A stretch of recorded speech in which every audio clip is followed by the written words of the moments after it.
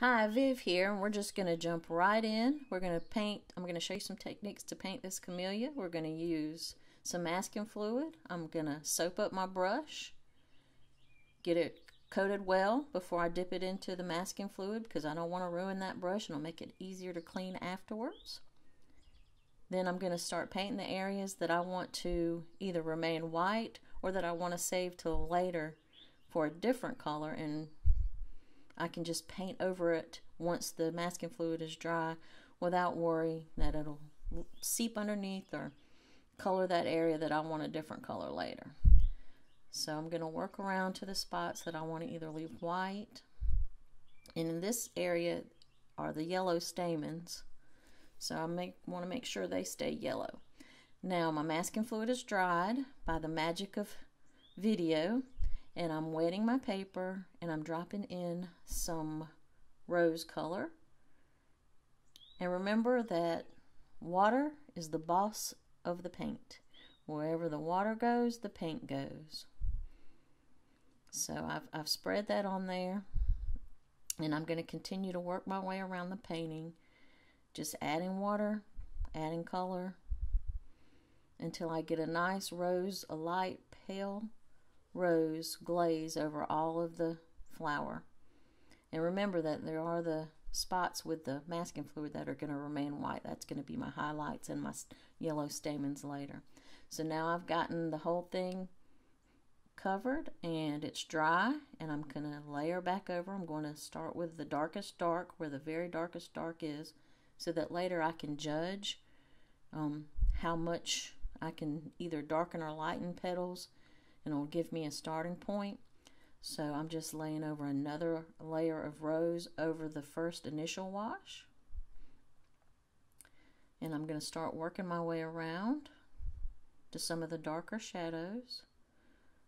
Remember, I don't just finish one spot. I like to work all around the painting. It kind of keeps it balanced, keeps it unified. Now this, where I'm putting this really dark, that's actually some of the rose, and it's mixed with just a tiny bit of violet to darken it up some. Now I'm wetting this petal,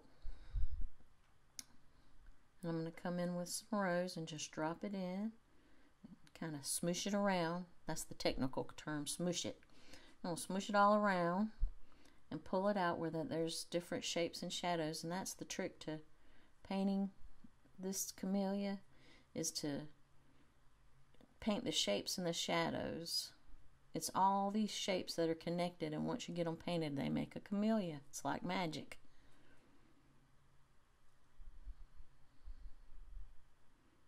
I'm coming around here because there's a shadow, and then I'm just going to take clear water and I'm blending it down, putting a little more color on this, darken it up.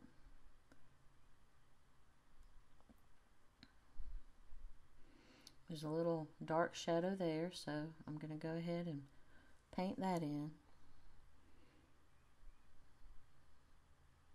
And I think that's the mistake some people make, is they don't realize that you're painting shapes. You're not painting an actual camellia.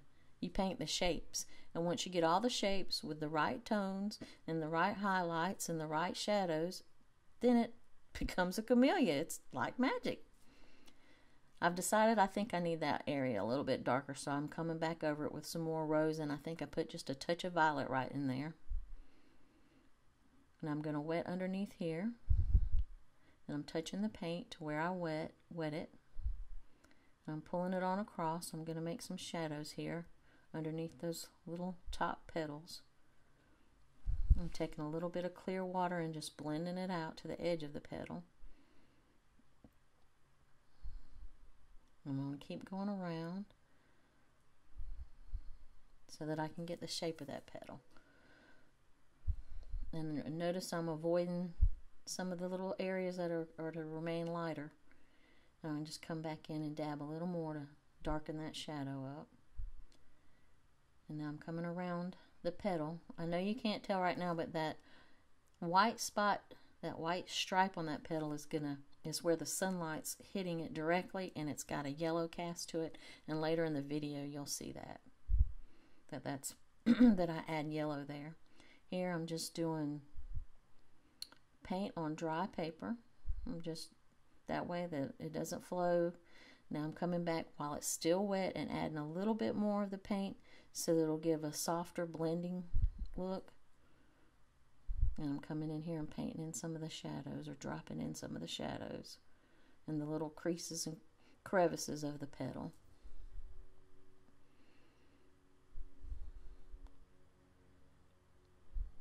And another reason I work all around the painting is to paint one area, let it dry, go back to another area that's already dried like I'm doing here, and paint some more. Now I'm putting in a little bit lighter shapes that go on these petals.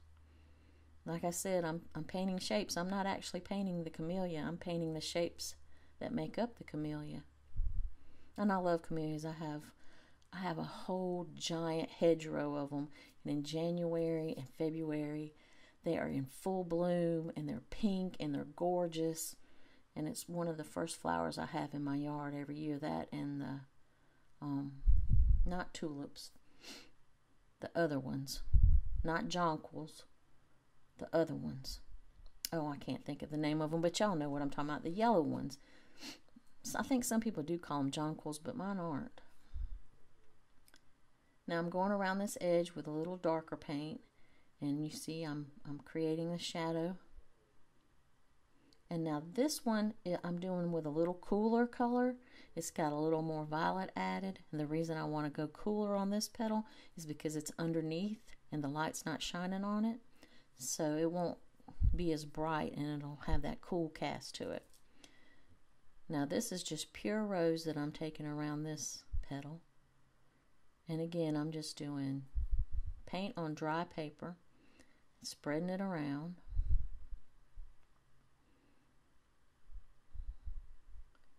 And blending it out while it's still wet. I add a little bit of pigment there because there's a little shadow on the leaf. Then taking some clear water and spreading it. Then come around and get that edge.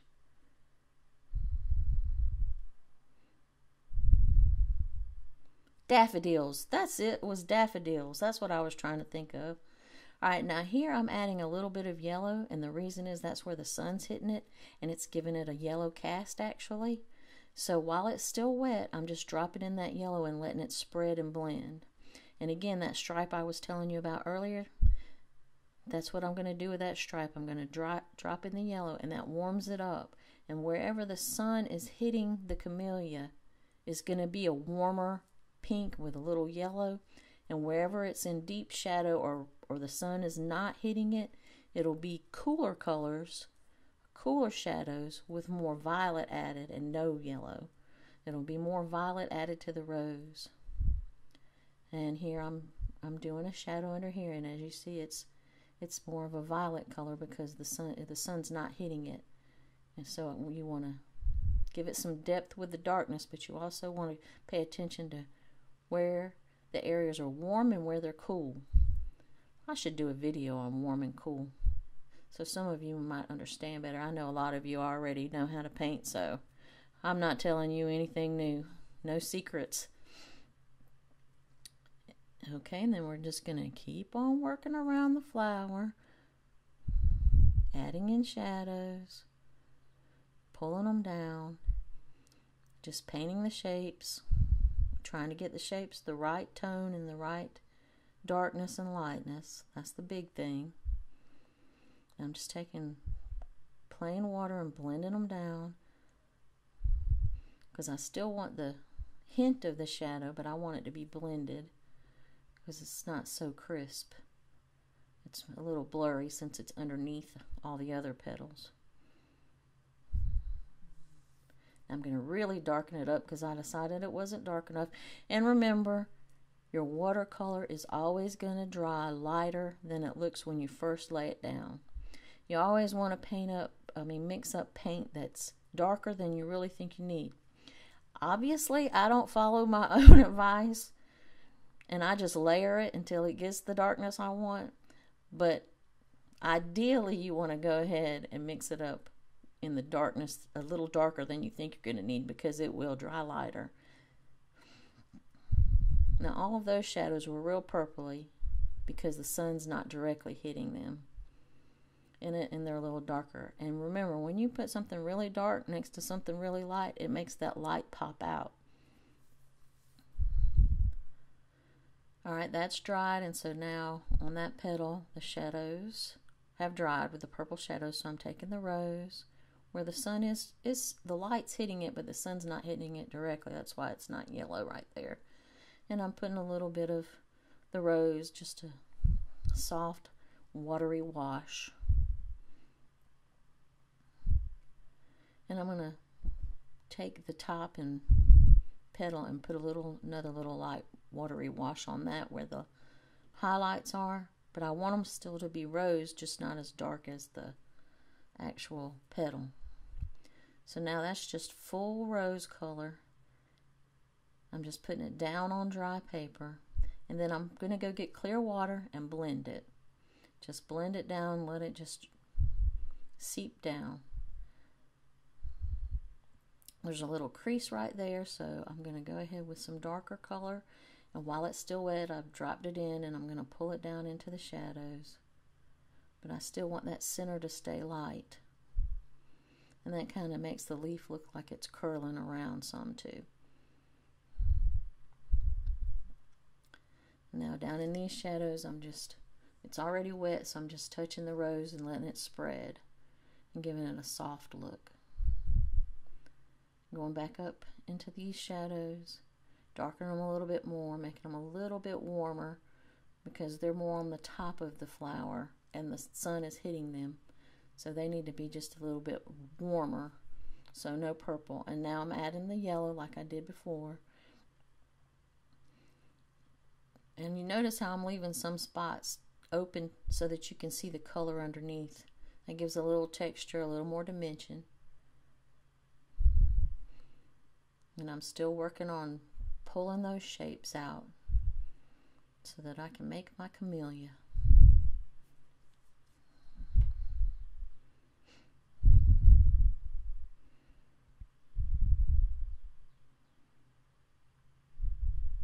Just taking some clear water and deciding I wanted to blend that out there. Now this part's dry, so I'm going underneath this to make more shadows. And it has a little warm look because it's on top. Now I've decided to remove the masking fluid, and I'm using a rubber cement pickup. And get all that because I'm going to paint the stamens yellow now. And then I'm just using a little yellow, and I'm going to paint each one. Got a little tiny brush. I think it's a size 2.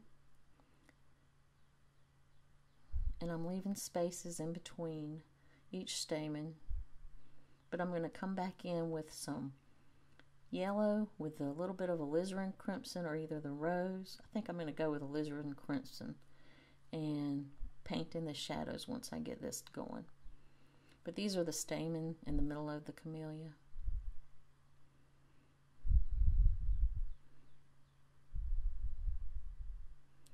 I'm going to get all those painted in.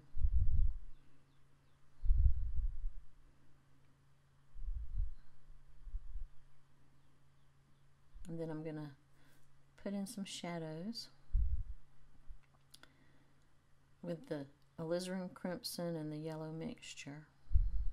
And it makes kind of a browny or purpley orange. I don't know how to describe it, but I really like it.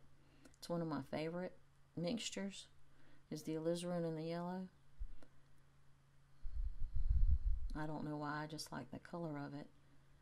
It looks a little orange here, but it's really kind of a purpley brownish orange. And I'm going to keep adding the shadows, pulling those stamens out of thin air. And notice how I told you where if you add the dark, it'll make the lighter pop out. And you see that there. It was all yellow, and then when I started adding the shadows, it really made the lighter areas stand out even more. It defined them. So when you put dark next to light, it always makes the light stand out. Just remember that. I'm giving you little tips here as I go. Write them down. You might need them. Now I'm going to put some more shadows under here. This is just rose. And these are the little shapes that I see. And you can kind of start seeing the flower coming out now. You see all those white areas that I had covered with masking fluid. Now I'm going to come back in and start covering those with a real pale wash, because I don't need all of those to be bright white. It'll be too much. But I just wanted to save them so that I could make sure that they stayed pale, and they're so tiny I couldn't paint around them. I'm too sloppy. I'm not that good at that I can paint around such tiny things and leave them white. That's why I use masking fluid a lot. And there's some more yellow stamens under here. And I'm just about through showing you. You can see it's mostly just dry paper with paint, and then come back and blend it with clear water. Gonna put even darker shadows now that those have dried. Like I told you before, I don't always mix up my paint as dark as I need it to be, and I'll just come back in and layer it, and that's what I'm doing here. And that's basically all the techniques I used through the whole camellia. So I hope you enjoyed it. Please check out my website, vivsart.com, and thanks for watching. Hope to see you again soon. Bye.